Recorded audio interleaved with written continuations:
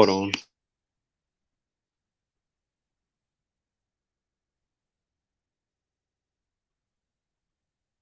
I'm back. I'm not at work, and we can finally get my question answered from my brother Gkon. If you're there, Gkon, can you prove that Abraham descends from or comes from or related to the Caucasus hunter gatherers? Does he come from Georgia? Does he come from the Caucasus?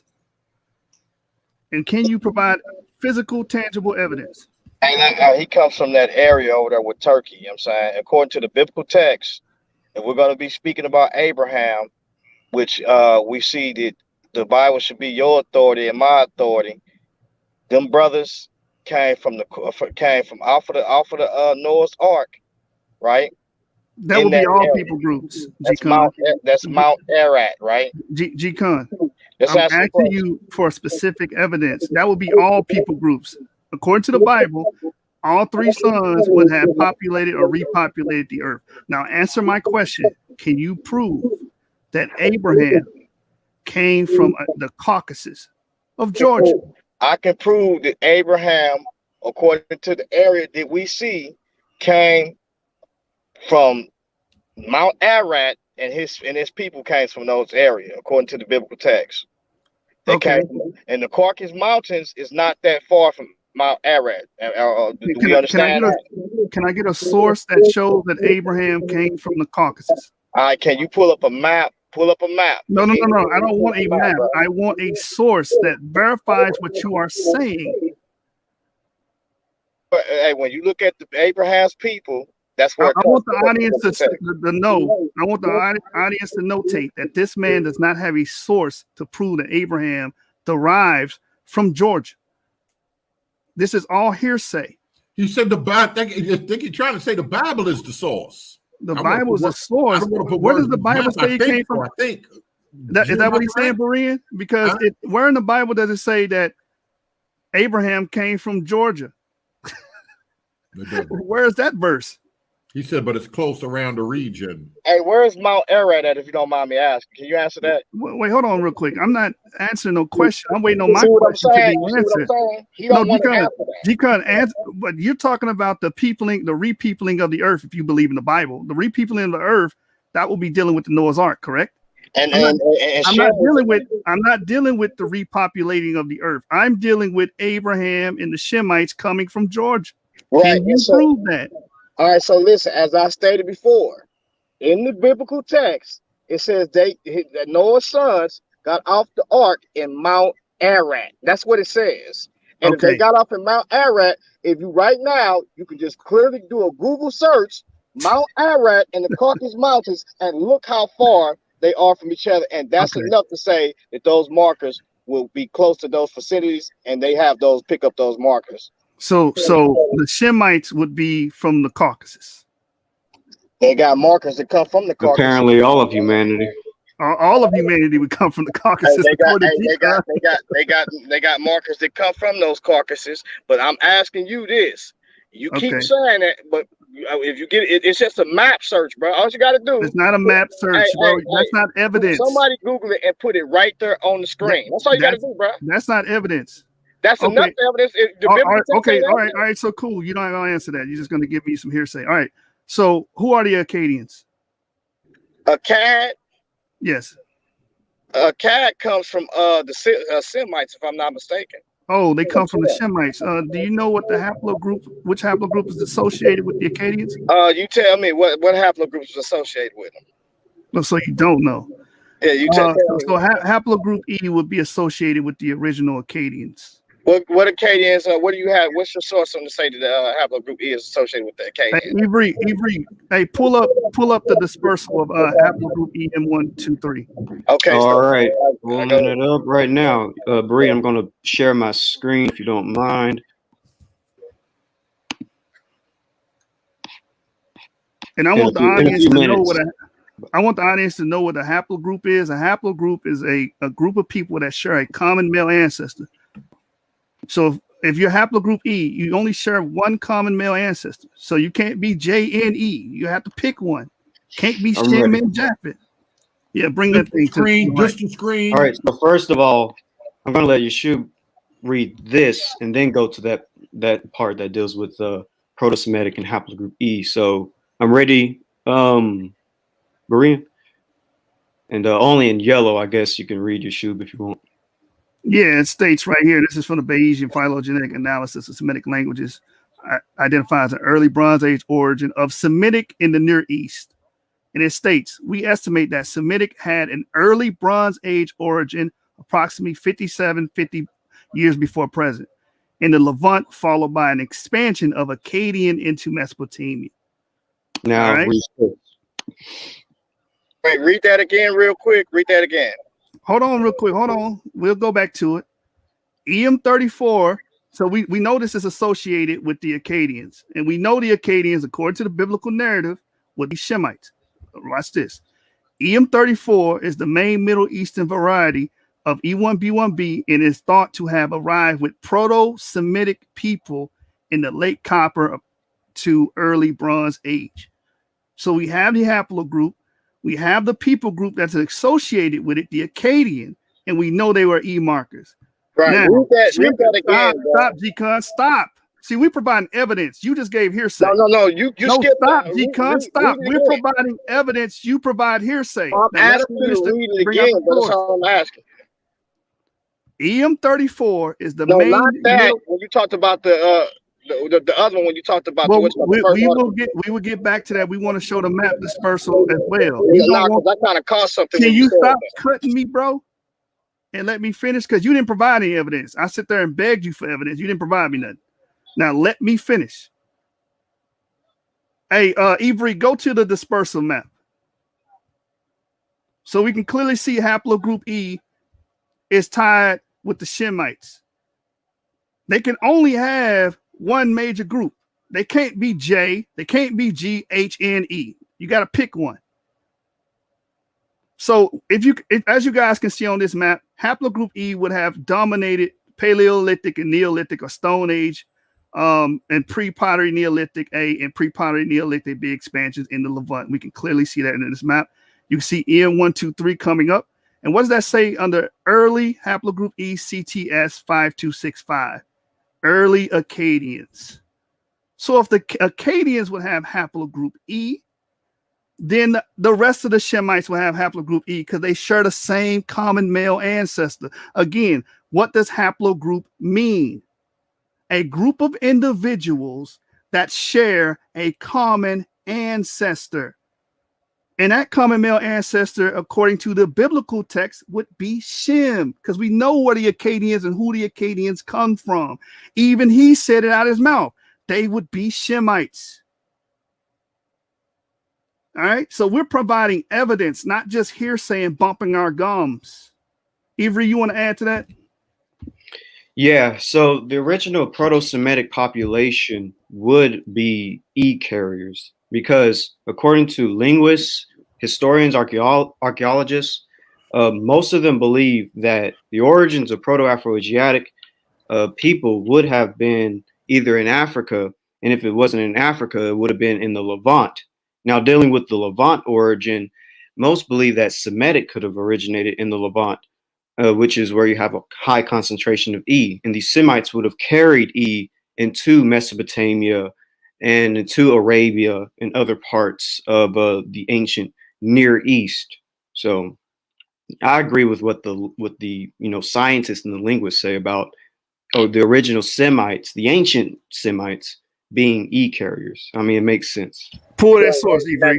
Now, can you hold on? Can you go back to the top of that article again and read that article when you first started off? Yeah, no problem. Go ahead. Now, I'm not talking about you. I'm talking about Yeshua. Yeah, I mean, this is easy. This is what we do all the time. Source material. We use Bayesian phylogenetic methods to elucidate the relationships and divergence dates of Semitic language. But he said he caught something. He said, I want to. He said, you don't want to go back. You don't want to go back to it. I'm reading it. What are you talking about? I'm talking about what you just started, what you was just reading from the beginning, the first time. Go ahead, read that. You said read it from the top, and I'm reading it from the top. I didn't say from I the didn't top. want you to break the momentum because I was trying to illustrate the dispersals of the haplogroup E and You its see what relation he's doing? He's to doing the a lot of Acadians. slickery and trickery No, stuff. you don't listen, bro. You ain't came with no evidence. You just Let's be read quiet. it, bro. Why won't you read Be it? What's done. I'm trying to read it. go ahead. All right, now seal your lips. We use Bayesian phylogenetic methods to elucidate the relationships and divergent dates of Semitic languages, which we then related to epigraphic and archaeological records to produce a comprehensive hypothesis of Semitic origins and dispersals after the divergence of ancestral Semitic from Afroasiatic in Africa. We estimate that Semitic had an early Bronze Age origin, approximately 5750 years before present, in the Levant, followed by an expansion of Akkadian in Mesopotamia. All right, That's so why right I wanted there, to show that it map. says, so it says followed by an expansion of Akkadian, right? The Akkadians. Yes, we showed that with the dispersal map, and you disagreed that the Akkadians would be Shemites. Yeah, the Akkadians would be Semites, but the Akkadians is when you look at the Akkadians, it's actually a empire. Actually, you do understand that, right? We're talking about the people groups that would have No, I'm EO1, just 2, saying, 3, and what I'm haplogroup saying E. is the expansion of the Akkadian Empire. Bro, So in the Akkadian It didn't Empire, mention the word we know what the empire. Akkadians do because we understand the Akkadian script. he's trying So we to know already build a straw man.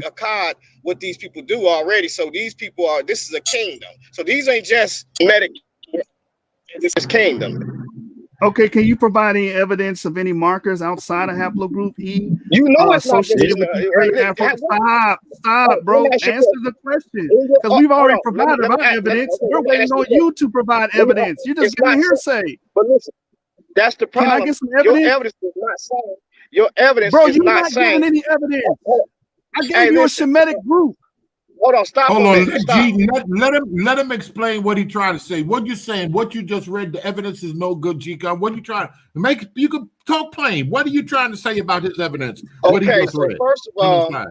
First of all, when you look at these markers, they predate what you see markers of the Akkadians. They predate them, and so Akkadians, or when you look at even these groups, or even in these empires, there is no Semitic marker. You know what I'm saying? That's retarded. That ain't what that's talking about. Basically, what we're dealing with is people groups that we see that come all the way before them. So what he's dealing with, he's laughing, but what he's trying to do is he's trying to associate. I'm laughing because we're reading directly. No, hold on. Let him finish. Before now, let him finish. I want to hear this. There is no marker for no. There is no no marker that we see for no Shemite or Semitic people. You know what I'm saying? Like what do you mean, like marker?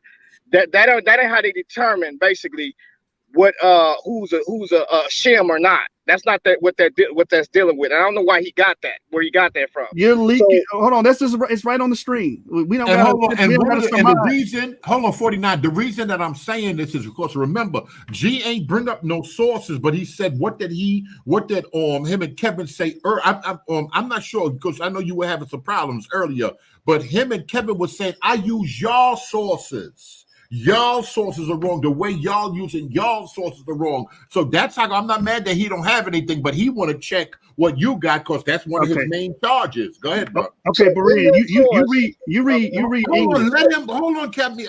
Hold on, Gkon. You gotta explain what he read because you said stop. You was interrupting him like you caught something right here. We trying to be slick or something. You said. Is that correct? He ain't got nothing.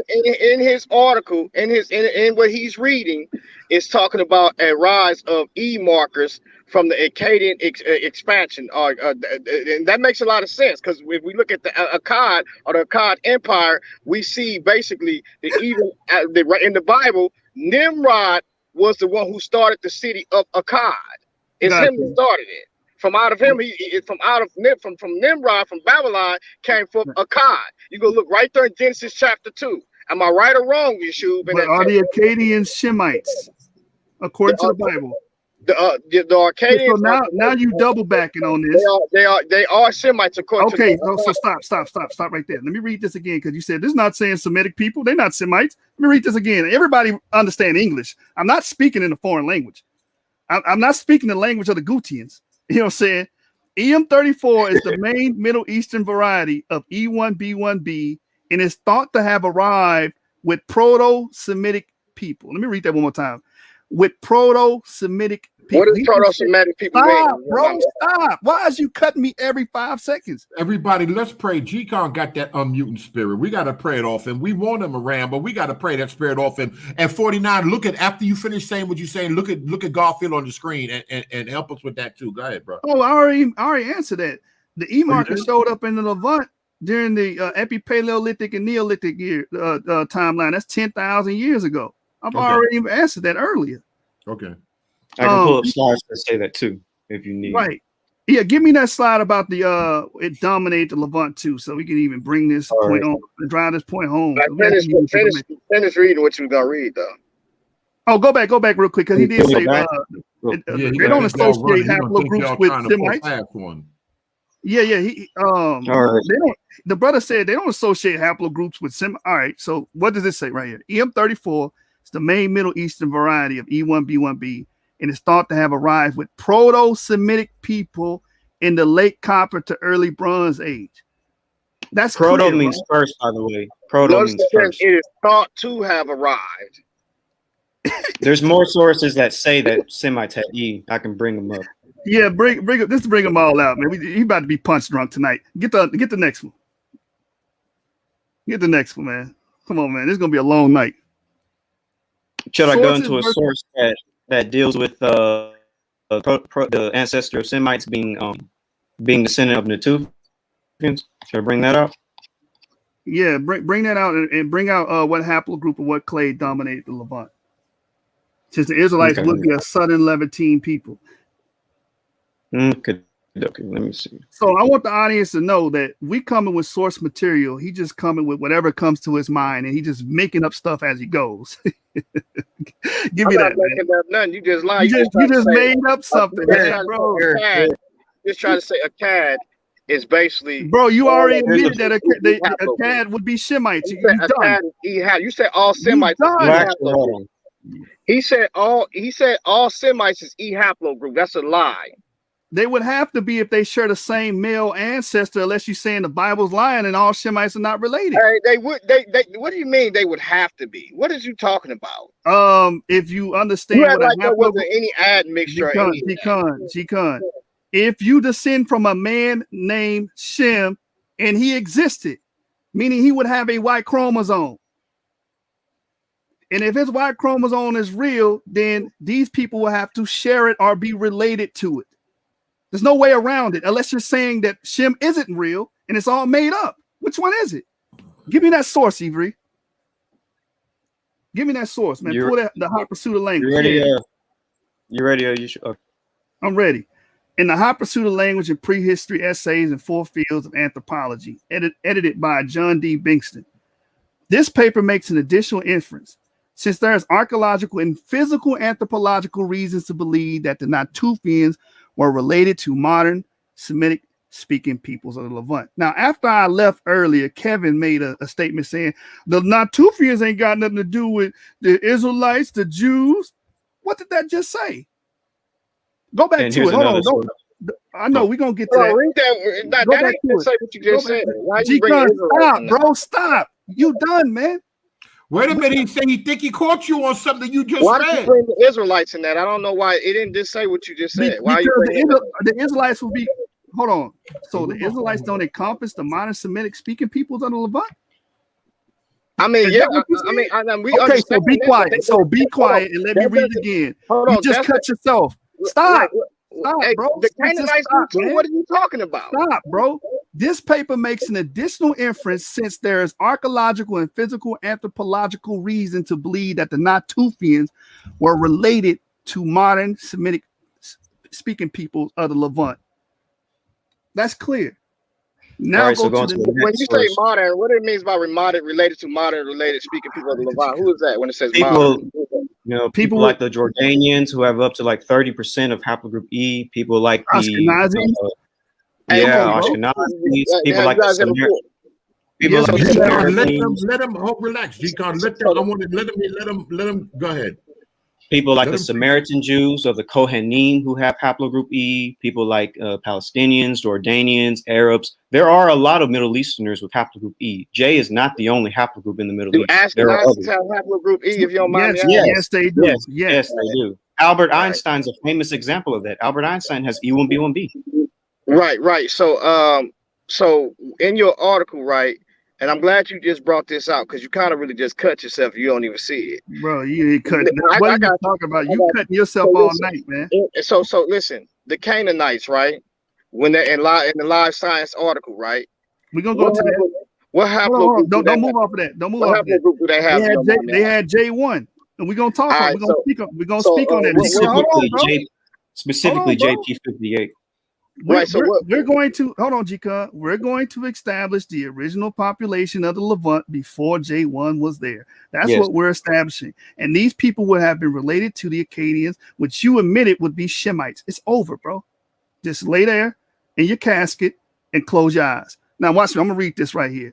Paleolithic DNA from Caucasus revealed core of West Eurasian Wait a minute. What do you ancestry. say, lay down? Oh man. Go ahead, brother. Such a scenario would also explain the presence of Y chromosome haplogroup E in the Natufians and Levantine farmers, a common link between the Levant and Africa.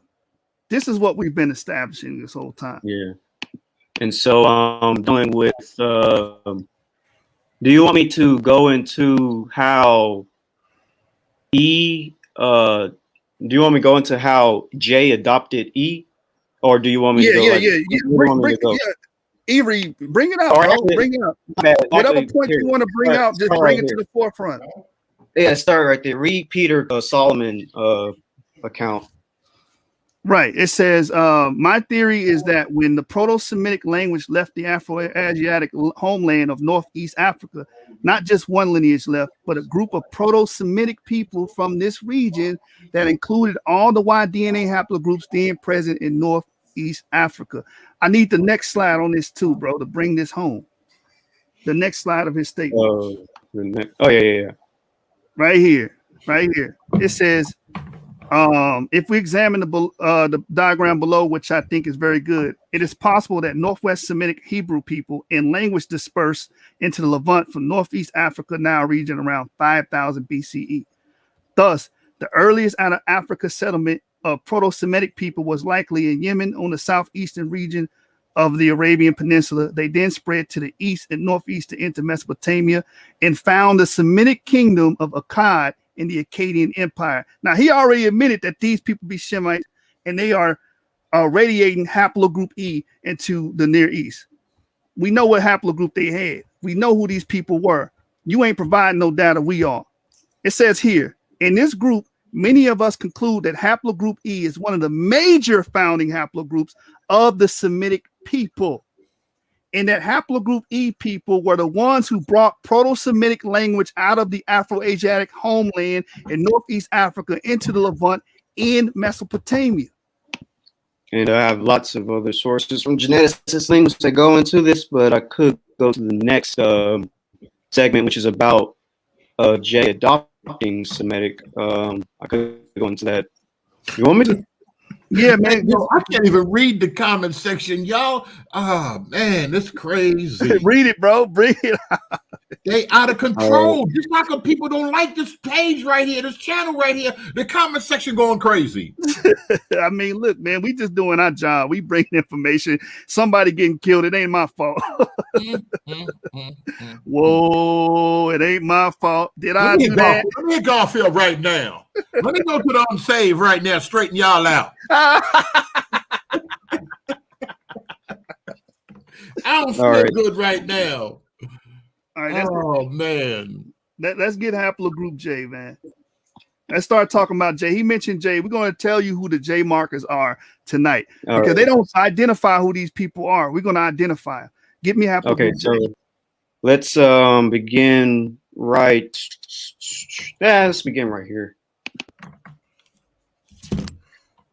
What does it say on the screen? Haplogroup J1 is definitely not Semitic in origin. Now, what did we just bring out? We showed and established a premise that haplogroup E are the front runners as far as being plausible of being the Shemites because of the Akkadians, the language being spread. Those people disseminated Semitic languages and radiated into the Near East. We find those groups within the Natufians. These will be your progenitors of Abraham, your progenitors of the Israelites. All right. So right here, this article is proving haplogroup J1 is definitely not Semitic in origin. Semitic language such as Hebrew, Arabic, and Amharic are categorized under the Afro-Asiatic language family. This means that Arabic and Hebrew languages derive from the same language with Berber, Chadic, Cushitic, Egyptian, Amharic, and Omotic languages of Afro-Asiatic language family in North Africa. Today, we see that the most of Afro-Asiatic people are of E1B1B haplogroup, especially the lineage V12, V32, M81. And we see a great variety of E1B lineages among both Semitic and Afro-Asiatic people, whereas only FGC11 lineage of J1 is present among Afro-Asiatic Semitic people. And it is also impossible to see J1 haplogroup among several Afro-Asiatic people, such as Berbers. According to the theory, Afro-Asiatic languages spread to Asia via E1B haplogroup, not J1 haplogroup. It is historically known that a ruling elite class of Afro-Asiatic peoples, Akkadians, Assyrians. Now, who are the Assyrians in the Bible? They go back to Ashur. Who are the Assyrians according to the Bible? They descend from Shem. They had E markers. They had E markers, not J markers.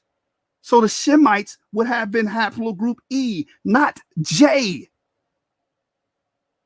It says here, historically known that a ruling elite class of Afro-Asiatic people, Akkadians, Assyrians, etc., also invaded north of Mesopotamia and brought their Afro-Asiatic languages to the central and northern parts of Mesopotamia during the period of Akkadians and Babylonians. Elite dominance model of E1B1 might be supposed for Akkadians, Assyrians, and Babylonians. In this sense, it might be theorized that Sumerians was the main language of the ancient Mesopotamians before the Afro-Asiatic E1B overwhelmed Mesopotamia elite dominance model. So we can see More. that J1. Go ahead, bring it out. Go ahead. I didn't And talk enough. there's more sources that go into how, when it comes to the original people of the Proto-Semitic speakers, these E markers, these emails, J came into the region and would have adopted the language of the original Proto-Semitic E people. And here's a source that goes into that. Yeah, bro. Yeah, it says it can be postulated that selected M35 carriers, speakers from Africa of a stage of ancestral Semitic, pre-Proto-Semitic, entered the Near East, where indigenous people adopted it. Hold on. I can't see the screen. Hold on real quick. Hold on. Where indigenous people adopted it and via ongoing language shift and population growth eventually became numerically greater than the original speakers of the ancestors. You cut out at the end there. You stopped at population growth. Y'all couldn't hear me? Yeah, you sounded robotic. I can just go ahead and read it. So it says, Good. Yeah. where indigenous peoples adopted it and via ongoing language shift, the population overgrowth eventually became numerably greater than the original speakers of the ancestor. So basically, the other people adopted it and became a larger population than the original people who spoke it. Another source goes into this as well, such as this. I'll let you shoot take on it. Yeah, just hey, Avery, pop in and break it down as needed, brother. It says right here in The Hot Pursuit of Language in Prehistory, which is a very good book. I advise people that want to know more about this information to pick this book up. It says the presence of Semitic in the Near East might be explained as follows. Early pre-Proto-Semitic speakers would have migrated into Syro, Palestine before the Neolithic, being taken there by M35 bearers and adopted by populations bearing M89 lineages. Now the M89. Go ahead, bro. So M889 lineages, also known as FM8, M89. So that is basically everyone other than DE, A and B. So basically, here's like a branch, haplogroup F. 90% of the world's population descends from F, known as FT or F-M89. And when it says over here that adopted by the population bearing M89 lineages, basically it's saying that that pretty much people under like haplogroups like J or R, etc., would have adopted Semitic languages from the E barriers, M35 barriers. And just to show you the map, a closer image of the map, but also to show you the different branches of F-M89. It includes haplogroup J. And there's other sources that deal with J being adopting Semitic languages, like this one. I'll let you Shub read. All right. It says, looking at the map of J1P58. No, hold on. I'm sorry. Hold on a second. I'm gonna get rid of them two guys. I don't like them guys. We got to reset and start all over. Gkon, where you at? We got to start all over. I don't like them two dudes right there. They running amok with these slides. Go ahead, brother. I ain't laughing. Hey man, when I come into the room, it's funerary arrangements. Okay, we do mortuary practice. You hear this disrespect? So I got the jump on, but he on another live right now. I got the next source ready. Hey man, roll out the hearse, man. We here. Oh man, go ahead. What are you reading? All right. So this is from EUpedia haplogroup J1. It says, looking at the map, and see these guys, the reason why we're doing this because these guys never explain to you J1. They just throw it out there. Now, Jews are J1. Okay, who are these J1 people? Let's talk about it. Looking at the map of J1P58, it is easy to assume that P58 is a marker of Arabic ancestry because it reaches its maximum frequency in around the Arabian Peninsula. That would be an oversimplification. So one of their arguments for them being Shem, they're the Arabs, so they're Ishmael. So we're going to explain that here. It is important to make a clear distinction between people who speak Arabic and those who are genetically Arabic. These are two completely different things. For comparison, people who speak languages descended from Latin, French, Spanish, Portuguese, Italian, Romanian are not necessarily descended from the ancient Romans of the Latium. Even those who do may not have more than a tiny fraction of their genome, which was inherited from actual Roman ancestors. This is why most Romance language speakers today cannot be considered as genetically Roman. Most present-day Arabic speakers outside the Arabian Peninsula are likewise only very partially or not at all Arabic genetically. In the northern half of the Middle East, most of the people who call themselves Arabs of today are in fact mainly descendants of other historic peoples, such as Phoenicians, Assyrians, Babylonians, or even Hurrians. Right, the Hurrians. Most of these people are predominantly J2 with many minority groups, which we already covered, E1, B1, B, G, J1, LQ, R1A, R1B, and T. All right, so we're killing that argument. Let's keep going. You got the next part about the Arabicize? Yeah. I got the next part. It's right here. Bring that up. The further. Oh, here. Yeah. It's the difference when people read. So I'll read this one. The other subclades of J1 cannot be considered to be the paternal descendants of first speakers of Arabic. These other J1 lineages were Arabicized alongside other haplogroups, J2, Q1b, etc. Like J1 P58, E-M34 it is also shared with their Semitic cousins, the Jews. So they're saying Jews also have E-M34.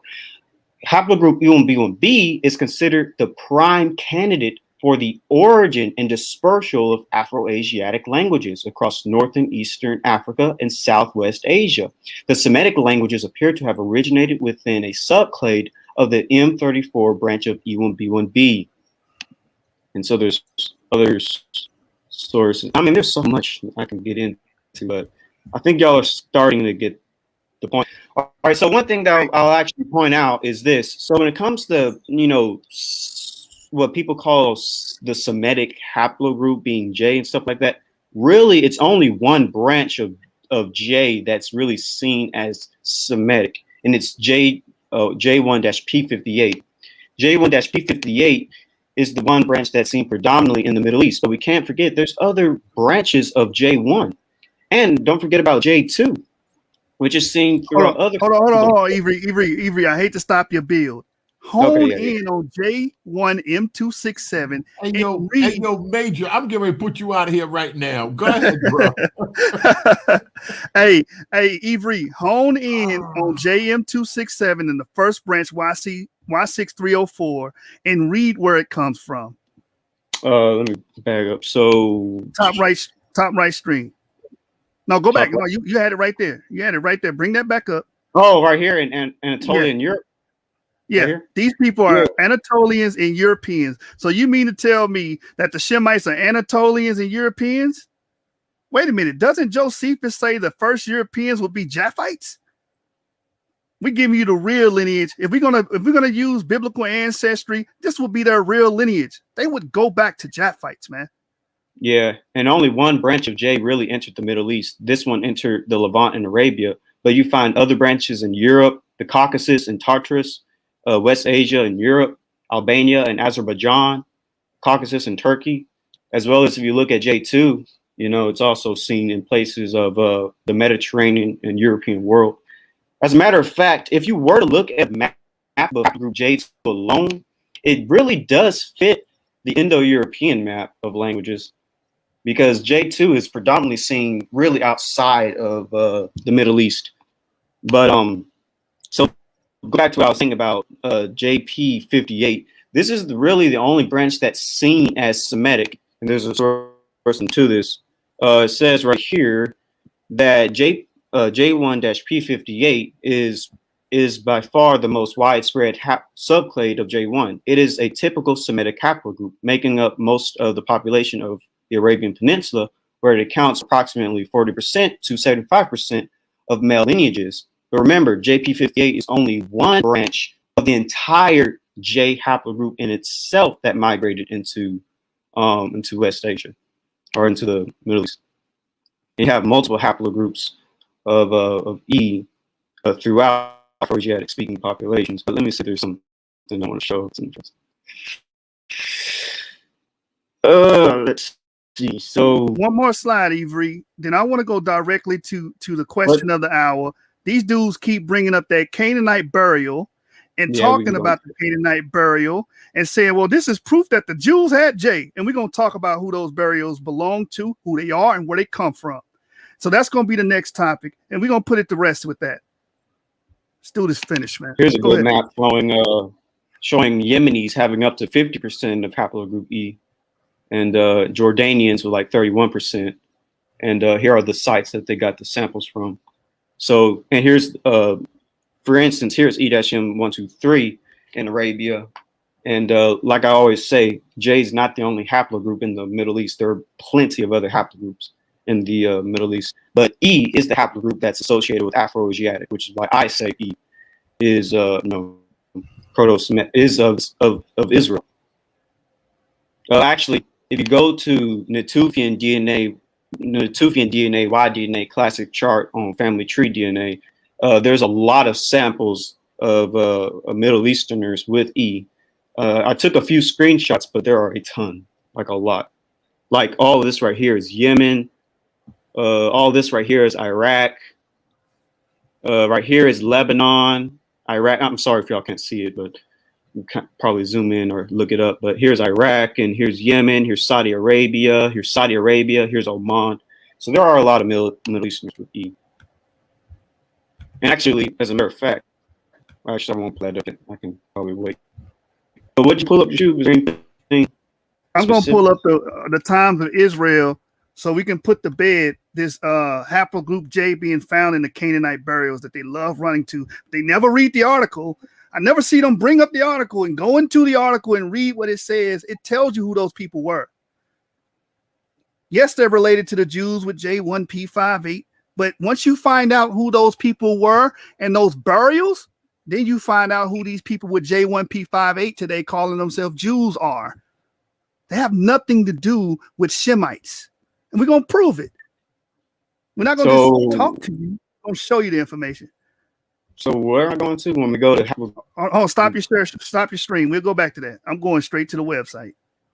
Okay, you're going. Okay. I'm going to share my stream, Berean. Pull this up right here. All right, can you guys see my screen? Yes. So this is how the Canaanites, biblical frenemies of the Israelites, kept genetic integrity. And this is from the timesofisrael.com. See, these people mention this all the time. Oh, they found haplogroup J in the Canaanite burial. So we know the Jews are haplogroup J. Did you read this? All right, we're gonna start from the top. Hold on a second. Jason Brown, you in here? Call Salam. Hit Salam on Messenger and tell her to jump on. A new international interdisciplinary study provides intriguing answers to the origins and the history of the Canaanite people. In an article published May 28 in the prestigious peer-reviewed journal Cell, scientists report that over thousands of years, the widely dispersed Canaanite people maintained themselves as a demographically coherent group. The study was performed through a genome-wide analysis of ancient DNA samples from the remains of 93 individuals at 9 Bronze Age Canaanite sites throughout the Levant. The Canaanites, albeit living in different city-states, were culturally and genetically similar, said Hebrew University ancient DNA specialist Loran Carmel. For centuries, scholars have debated over who the Canaanites were and where they originated, ancient frenemies of the conquering Israelites. The Canaanites were recorded throughout the Bible and in historical documents up to 3,500 years old as a group of people living throughout the Levant who were ruled by their own city-state kings. The study also discovered that they shared a genetic relationship with another group of people who slowly and continuously migrated from faraway Caucasus and Zagros mountain regions. This is where these people come from.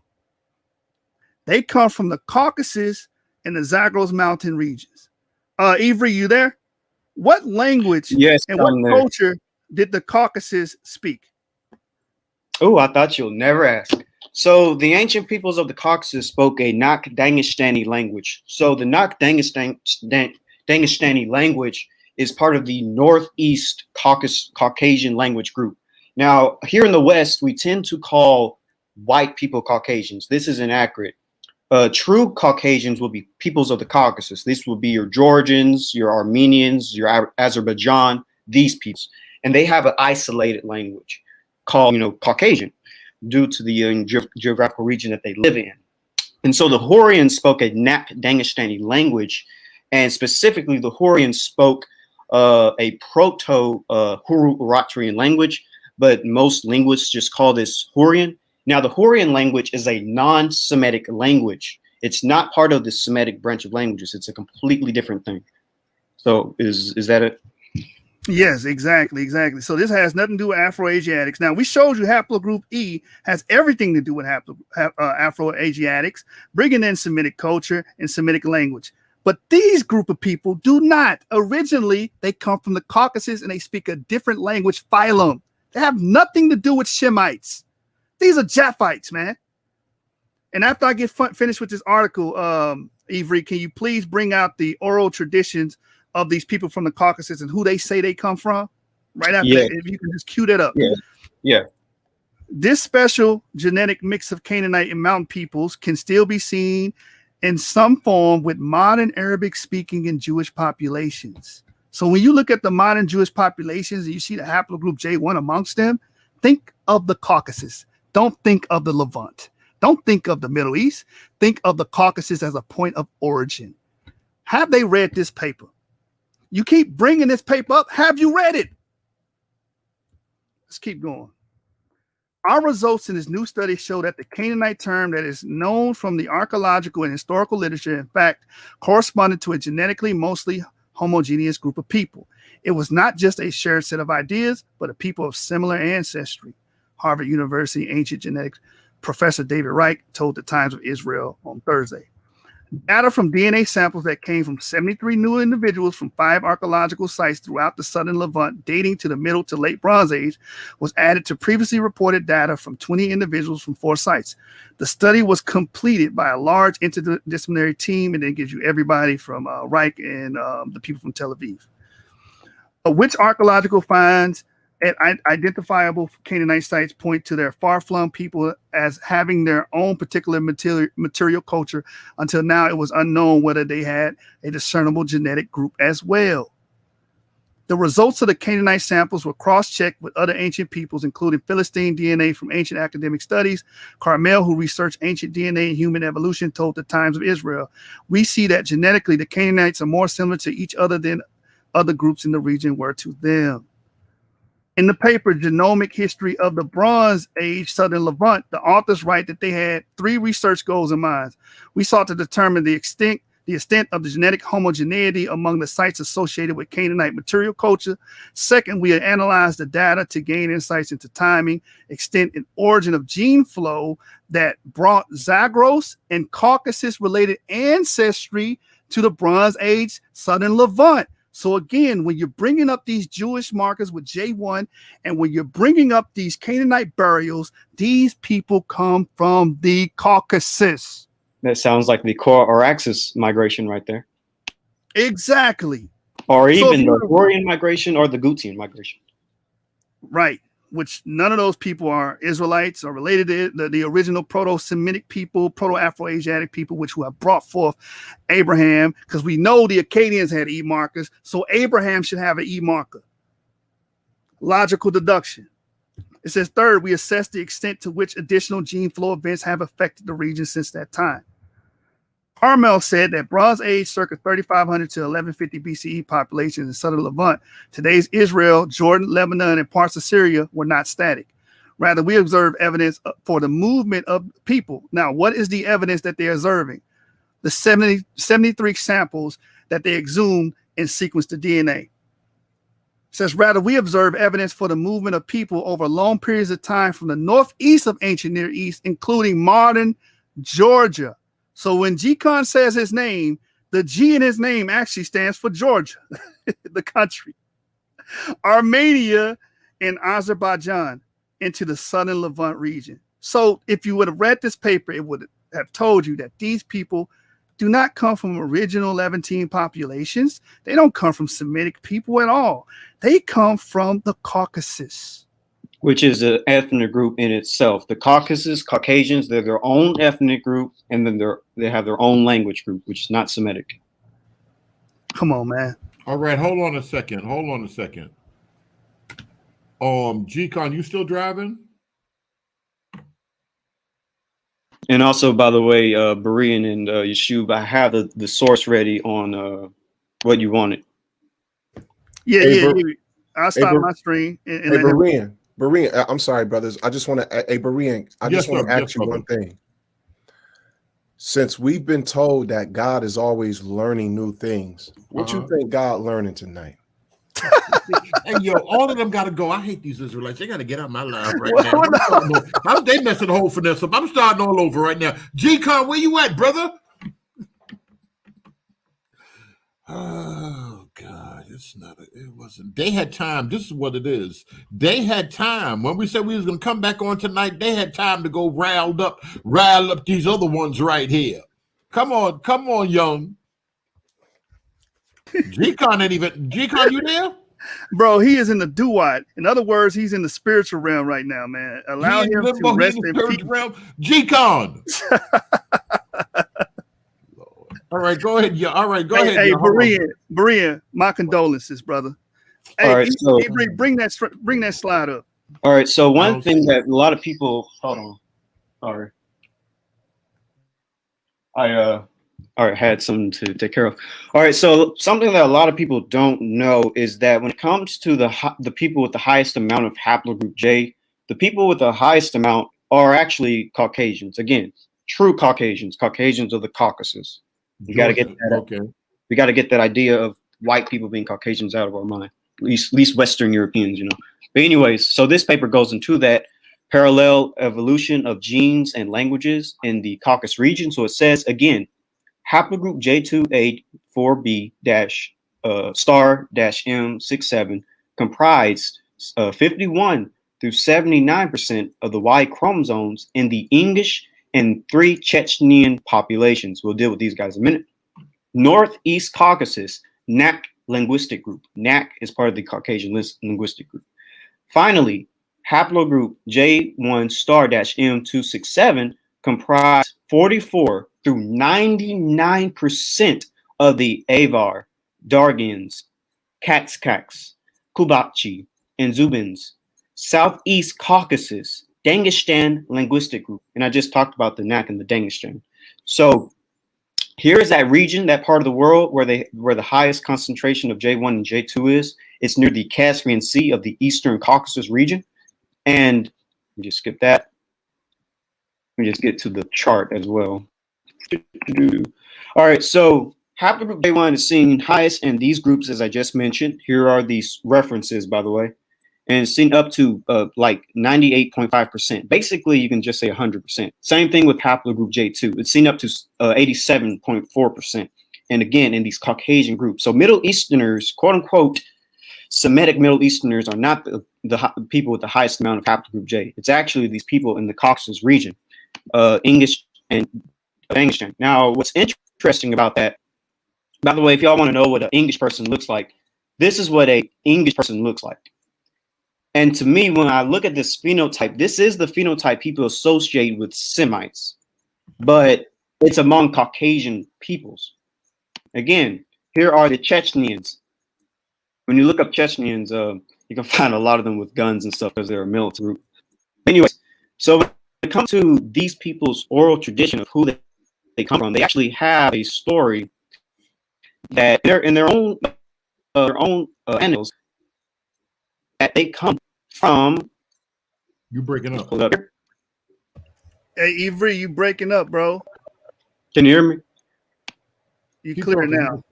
You was bringing out the animal. Yeah. No. You good now. You good. Okay. You can't hear me? No, keep going now. You sound good. Okay, all right. So when it comes to these Caucasian populations, let me find the best slide that goes into this. These Caucasians claim that they descend from a man named Togarma in the scriptures. And right here, Armenian and Georgian traditions. To another Togarma, this one being the son of both Tyrus and Gomer, is mentioned by Armenian Moses of Koron and Georgian Letoni Meroni, who regarded Togarma as the founder of their nations along with other Caucasian peoples. According to Moses of Koron, History of Armenia, and Letoni Meroni's medieval Georgian chronicles, Torgomos was thought to have lived in Babylon before he received the land between the two seas and two mountains, i.e. the Caucasus. And when people always bring up, Abraham came from the Caucasus, or the Tower of Babel, or the the Ark rested in the Caucasus, what people need to understand is the descendants of Japheth were also in the Caucasus after the Tower of Babel. They migrated northwards. Anyways, then he settled near Mount Ararat and divided his land among his sons. So Togarma settled Mount Ararat, these Caucasian groups, according to their oral tradition. Wait. Hold on. Avery. Bring that back. You got to rewind that, man, so you can define that. Rewind that, bro. Go back to what that said, because the brother made a point earlier. Oh, Ararat, the ark rested on Ararat. Read that again, bro. All right. So according to Moses of Koron, History of Armenia, and to Letoni Meroni's medieval Georgian chronicles, Togarmos was thought to have lived in Babylon before he received the land between the two seas and two mountains, i.e. the Caucasus, in his possession. He then settled near Mount Ararat and divided his land among his sons. There was plenty of other ethnic groups living in Mount Ararat, even long after Abraham, long before and after Abraham. And one of these groups is the Chechens. So down here, if y'all can see this, it says Caucasus or Kavoskus was the supposed ancestors of Chechens and English, according to Georgian chronicles. And we just talked about the Chechens and the English having the highest amounts of haplogroup J, and they claim to descend from Caucasus, and Caucasus in their tradition descends from Togarma. and then from Togarmah all the way to Japheth. And so you have these Caucasian groups with the highest amounts of J saying that they are Japhites. And some of them migrated further south. Really only one branch of J, which is JP58, migrated south. And let me see if there's anything else I want to show.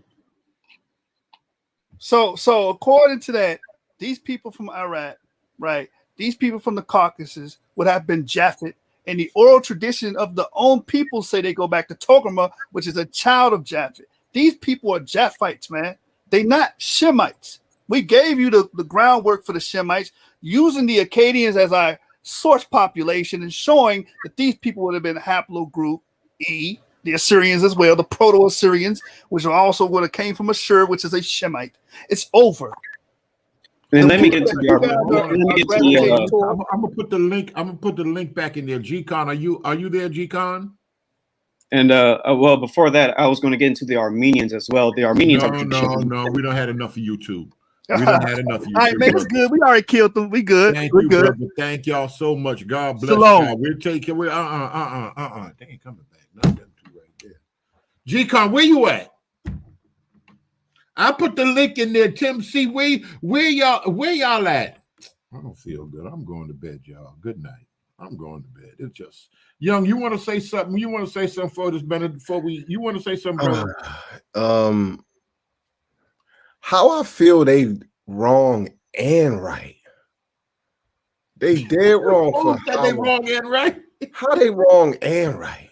Oh, man. You don't do that. Like, come on, man. The scriptures say by 2 or 3 witnesses. It ain't say 20, 30. They just doing too much. They done brought the whole damn Sanhedrin of proof to the table.